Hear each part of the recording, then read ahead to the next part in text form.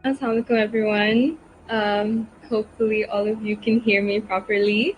My name is Zainab and I will be doing my little presentation for you guys today. I'll try my best to talk in both English and Urdu to keep a little bit of balance. But yeah, so I'm going to be doing my presentation on communication, specifically verbal communication. And a little background about me. I'm currently 18 years old, just finished high school, and I'm going to be going into my first year of university, inshallah, to study information technology. And I live in Canada, but I spend most of my summers in Pakistan. And in terms of my work that I've done for TutorBees, I have tutored a few students to better their spoken English skills, and I've tutored a few students to better their interview skills as well. So of course there was a few students who needed a little bit of help overall in building their confidence of how to answer questions during interviews and stuff. So that's what I helped them with, and that's kind of the main gist of what I've helped them with. And the reason why I picked to talk about communication, or specifically verbal communication, is because, first of all, of course, it makes sense because I'm a spoken English tutor, but also because in our everyday lives, I feel like it plays a really big part. And it's something which I've noticed has changed a lot over the past few years. So yeah, I will get started with that. So I will be doing this I will be doing this presentation from my own kind of perspective and my own thoughts, just from what I've witnessed over the past few years that's been going on. So originally when I started doing this presentation, when I started making it, I thought about what really entails communication, what parts go within it, and these are the four main ones that I thought of as kind of like a thinking map that I've made. Of course, the language in which we speak, that plays an absolutely big part in the way we communicate. Some of us are bilingual, some of us are trilingual, so that matters a lot. The culture in which we were born and raised, or the culture that we've adopted, that plays a big role in our communication skills. Time, of course, which time and age go hand in hand. And people, or the humans that we interact with, how many people, what types of people, all that type of stuff. So that's kind of the main gist of what I thought entails communication. Okay, so originally when I was making this presentation, I wrote down culture as one of the things which goes hand in hand with communication. But then I thought, what really about culture is it that affects our communication so much? And that's when I kind of realized that there's a big difference between how we communicate based off of the culture that we are a part of. And there's two different cultures that I'm talking about over here. One is the culture that we have inherited from our parents and family and whoever else. And one is the culture that we ourselves have adopted. So for me personally, I have inherited my Pakistani culture from my parents and my family, and I have adopted my Canadian culture.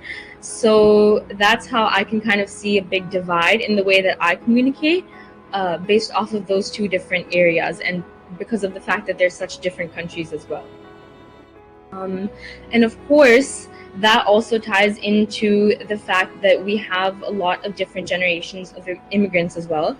So another big thing that I have noticed is there's a massive divide in between how first and second and third generation immigrants communicate. Now, of course, my parents are first generation immigrants, so they communicate mostly in Urdu because they have been brought up in Pakistan and born and raised here and everything. And I, because I haven't been born here or lived here or anything, and I'm considered a second generation immigrant, I communicate more in English. But what I have noticed is there's been a very big change over the past few years, and I've noticed this both after being a tutor and just in general as well. In Pakistan specifically, there's been a massive change in where we have put so much of pressure and we've given so much importance to the fact that we need to speak proper English, and we need to speak English without having an accent. And we've adopted more of a westernized culture in the ways that we communicate and the ways we act in general. And that has kind of had a big impact on the way we communicate with other people. So from what I've witnessed, first generation immigrants, such as my parents and all other people, they're very proud of speaking in their own language and in the way that they verbally communicate. So they speak in Urdu and Punjabi and everything. Whereas for me and for the people of my age, around 17, 18, or Gen Z, we have a big divide where we speak a little bit of Urdu and a little bit of English. And it also depends based off of the country that we're in, I will say. So specifically, I will say that in high school, what I've noticed is there's a gap between the types of people that you will find. So you will either have people who have Pakistani parents that will speak fluent Urdu with their parents and come to school and speak English, or they will speak purely English no matter what. And that's kind of where there's a gap in communication from my perspective. I think that the communication that happens, it creates a really big gap because there's a lot of meaning lost between the words that we try to say. And what I mean by that is when we try to talk to elders, and when us second generation immigrants try to talk to original first generation immigrants, you can see that there's a big divide. Okay, so another thing that I noticed, which is something really big, is age difference. So the ages with the different ages with people that we communicate with, that plays a big part in how we communicate. And what I'll say is that so I told my mom, back to the story, I told my mom that I can't believe I'm sitting in Canada right now and I'm tutoring someone who's sitting in Pakistan and who wants to get a job in Pakistan, but for some reason they're giving their interview in English. It made no sense to me at that time.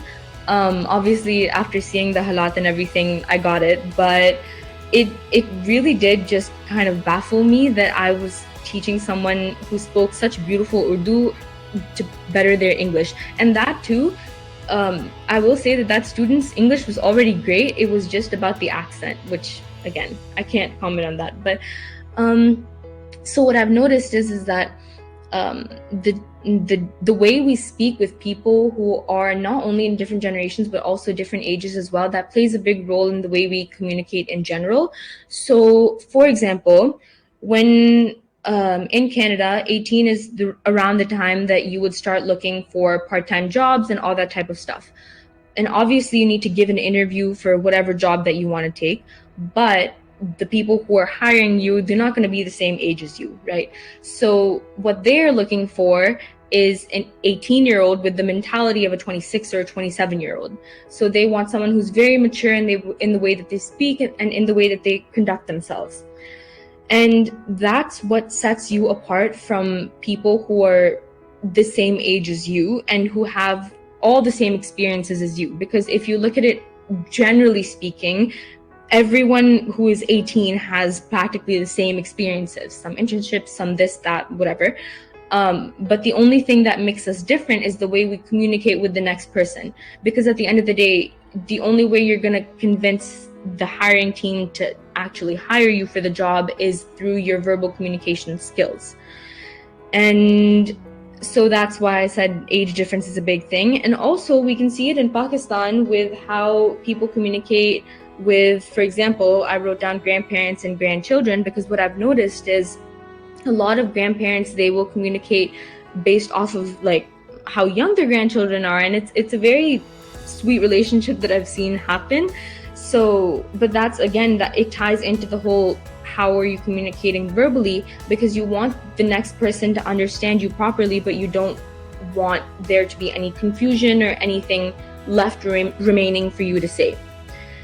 And I also wanted to add that it wouldn't be a normal presentation in 2024 if I didn't mention technology at least once. So for my generation, Gen Z, our favorite way of communicating is through texting. But the ironic part is we will use anything but words to communicate our thoughts. So we will use videos and emojis and everything else except words. And that causes a great disparity for when we actually see other people in person, because then we don't know how to communicate with them and it becomes very awkward. Assalamu alaikum, Zainab. Walaikum salam. It's wonderful to hear from your side. It is wonderful session. I need to ask one question. Yes. Should we speak consciously first, and then it will shift to subconscious level, or subconscious verbal communication, as you said earlier, that it is easy to speak, or it is fluent? You do not feel anxiety when you use subconscious communication. So what is important for subconscious communication? How can we reach to subconscious communication? Okay, I think personally, for me speaking, I think definitely everyone will start to speak in whatever language that they're speaking consciously. So I will always speak consciously in Urdu or consciously in English, depending on the area that I'm in. And then naturally, once time goes by, then it starts to become a little bit more subconscious in the way that you communicate. It will never be easy when you try to subconsciously speak. And that's something that I've told my students as well on TutorBees, that if you're giving an interview or if you are trying to better your spoken English skills, it will never come to you subconsciously. You're never going to say that I need to make sure my accent is perfect and I'm using words that sound very fancy and very, important to the next person. You will always have to consciously introduce new words into your vocabulary and consciously make sure that you're using phrases and all those types of things that other people would do in a Western country. But once you do that more consciously, then it will start to become a subconscious habit of yours. Because if you do something consciously, it's not necessarily going to be a habit until you do it more often. That's when it starts to become more subconscious. That's when it becomes a habit.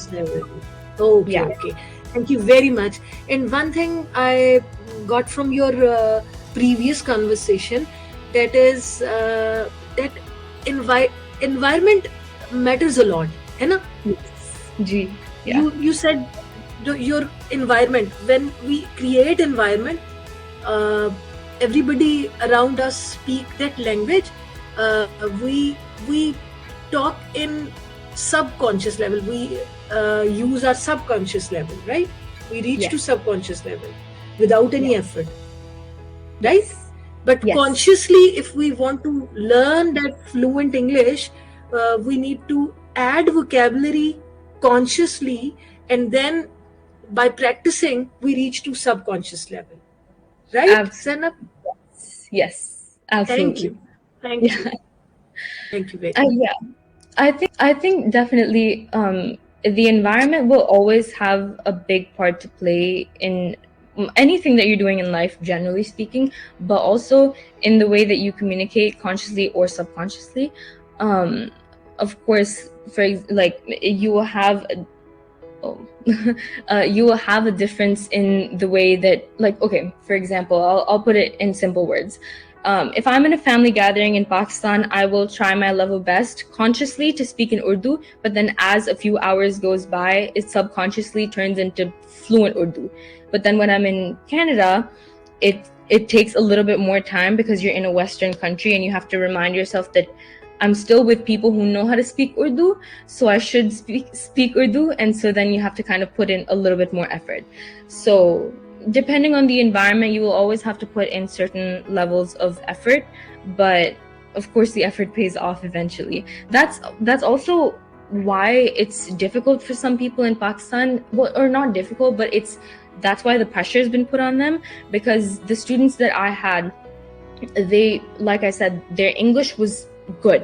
It was good. They could, if you put them in Canada, they could live their life and everything would be smooth. But because of the fact that the job market these days is so difficult and all that stuff, then they had to up their game a little bit and try their level best to speak without an accent. So yeah, also spontaneously would probably be a more accurate word. Yeah. Thank you very much, Zainab, for being with us today. Really appreciate this. And thank you very much, everyone else who's joined, participated, shared their thoughts, given their input. So that's it from my side. Shall we conclude? Yes, ma'am. In last, please do not forget to leave a review to this session on Miss Zainab's profile. So this is pretty much it, Zainab. It was a brilliant session. Thank you.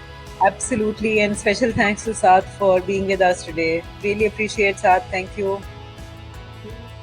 Thank you so much, everyone, for giving me the time of day. And yeah, thank you. Thank you, Saad, for being here. Thank you, Zainab. Thank you very much. Thank you. Love this.